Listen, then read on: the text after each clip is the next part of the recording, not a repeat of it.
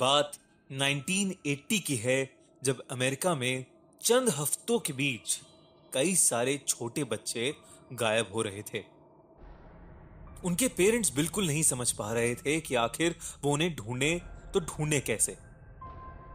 ये खबरें अभी फैल ही रही थी कि बॉस्टन में रहने वाले पीटर का 7 साल का छोटा भाई जेरी एक दिन अचानक से गायब हो गया। कुछ ही देर पहले वो पीटर के रूम में उसका फेवरेट पेन छीनने की कोशिश कर रहा था और झगड़ा करके पीटर ने उसे बाहर भेज दिया। बाहर बहुत जोरों की बारिश थी। जेरी गुस्से में अपना येलो रेनकोट पहन अपनी साइकिल लेकर रोड की तरफ चल दिया। तेज बारिश के चलते चलते रोड एकदम सुनसान थी। जेरी को चलते चलते एक रेड बलून दिखा। इनोसेंट सा जेरी साइकिल से उतरकर बलून लेने चला गया। जैसे जैसे वो बलून की ओर गया, वो बलून उससे थोड़ा पीछे खिसकता चला गया। आखिर में वो बलून एक सुरंग के पास जा पहुंचा और उसके अंदर चला गया। जेरी सैड होकर अपनी साइकिल की तरफ लौटने लगा। तभी पीछे से उसे एक आवाज आई, जेरी, जेरी, जेरी। उसने देखा कि एक क्लाउन स्माइल करते हुए उसे बलून ऑफर कर रहा है। जेरी सुरंग के पास बैठकर उससे बात करने लगा। अचानक से उस क्लाउन ने बड़ी सी स्माइल की। पलक झपकते ही जेरी को सुरंग के अंदर खींच लिया।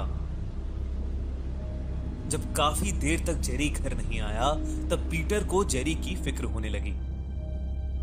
पीटर अपनी साइकिल लेकर उसे ढूंढने निकला। बारिश अब भी बहुत तेज थी। कुछ दूर पहुंचकर उसे जेरी की साइकिल दिखी। पीटर बहुत घबरा गया। वो हर तरफ जेरी को खोजने लगा। अचानक से उसकी नजर उस सुरंग पर पड़ी और वहां उसे जेरी के रेनकोट का एक छोटा सा टुकड़ा दिखा। पीटर ने सुरंग के अंदर झांका, लेकिन उसे वहां कुछ नहीं दिखा। उसे यकीन था कि जेरी किसी न किसी मुसीबत में है। वो जल्दी से अपने दोस्तों के पास मदद मांगने गया। पीटर जोरों से हॉली और सैम का नाम चिल्ला रहा था। वो दोनों घूर कर पीटर को देखने लगे। पीटर की आंखों से आंसू आ गए। उसने जेरी की पूरी बात उन दोनों को बताई। तीनों ने डिसाइड किया कि वो अभी ही जेरी को ढूंढने जाएंगे और वो शहर की तरफ निकल गए। पीटर ने उन दोनों को वो सुरंग दिखाई। वहां कुछ और भी लोग खड़े थे।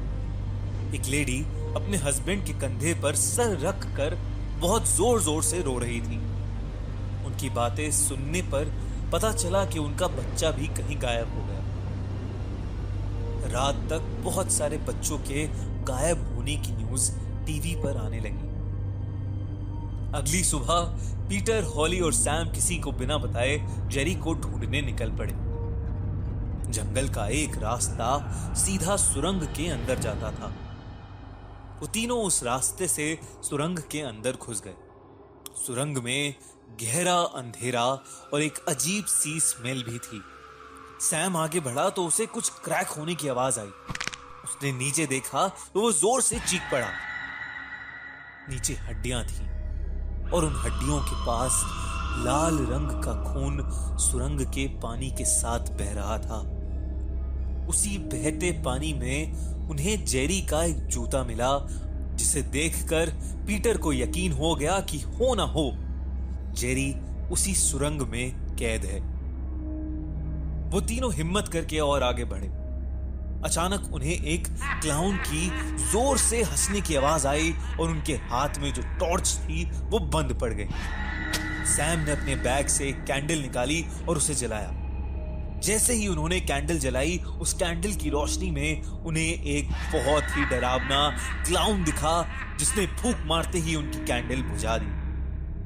तीनों बहुत जोर से चीखे और उस सुरंग से बाहर निकलकर भाग आए। उन्हें समझ नहीं आया कि उनके साथ क्या हुआ और वो क्लाउन कौन था। उन्हें बस इतना पता था कि उस सुरंग में कुछ तो गड़बड़ है। उन्होंने डिसाइड किया कि कल पूरी तैयारी के साथ वो फिर उस सुरंग की छानबीन करने आएंगे। पीटर, हॉली और सैम ने सारा किस्सा जाके पुलिस ऑफिसर को बताया। वो पुलिस ऑफिसर उनकी बात सुनकर अगली सुबह उन तीनों के साथ उस सुरंग की छानबीन करने के लिए तैयार हो गया।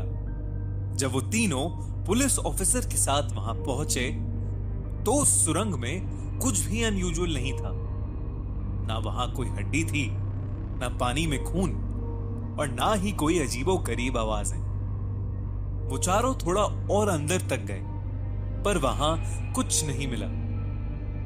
पुलिस ऑफिसर को लगा कि वो तीनों उसके साथ कोई मजाक कर रहे हैं और वो उन तीनों को डांट के वहां से निकल गया।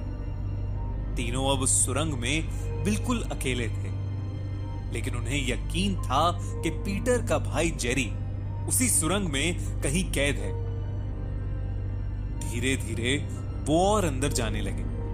तभी उन्हें उस क्लाउन की हंसी वापस सुनाई देने लगी। जैसे जैसे वो आगे बढ़े उन्हें वो हड्डियां, पानी में खून और सारी चीजें फिर से दिखाई देने लगी। तभी सैम को एक कोने में किसी के फड़फड़ाते हुए पैर दिखे।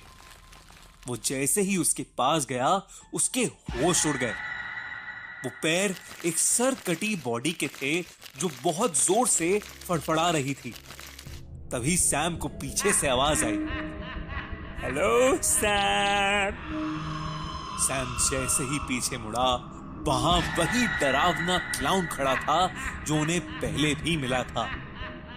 पीटर और हॉली को सैम की जोर से चीखने की आवाज आई। उन्होंने जैसे ही सैम की ओर देखा वैसे ही उन्हें दिखा कि सैम एक टनल के अंदर बेहद जोर से खींचा चला जा रहा है। तभी पीटर को अपना भाई जेरी दूसरे टनल से भागता हुआ दिखा। पीटर अपने भाई के पीछे पीछे भागा और हॉली सैम की तरफ। वो तीनों अब अलग अलग हो गए थे। पीटर ने देखा कि जेरी एक कोने में खड़ा मुस्कुरा रहा है। पीटर जैसे ही जेरी के पास गया, जेरी का चेहरा बदलने लगा और उसके दांत नुकीले होने लगे। देखते ही देखते वो एक बड़े से भयानक क्लाउन में बदल गया। सुरंग के बाहर पुलिस ऑफिसर की गाड़ी स्टार्ट ही नहीं हो रही थी। तभी उसे पीटर की बहुत जोरों से एक चीख सुनाई दी। वो भागा भागा वापस उस सुरंग के अंदर घुस गया। जैसे जैसे वो अंदर जाने लगा उसे भी सुरंग के पानी में खून दिखने लगा। वो क्लाउन पीटर को घसीटते हुए उस सुरंग में एक ऐसी जगह ले गया जहां सारे बच्चे कैद थे। वहां उन बच्चों की बॉडीज का एक पहाड़ बना था और जेरी उस पहाड़ के ऊपर फ्लोट कर रहा था।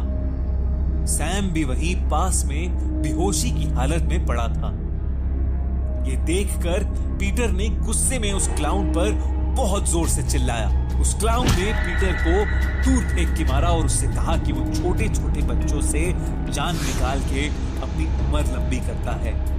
वो हर 27 साल में एक बार आता है और सब बच्चों को खा जाता है।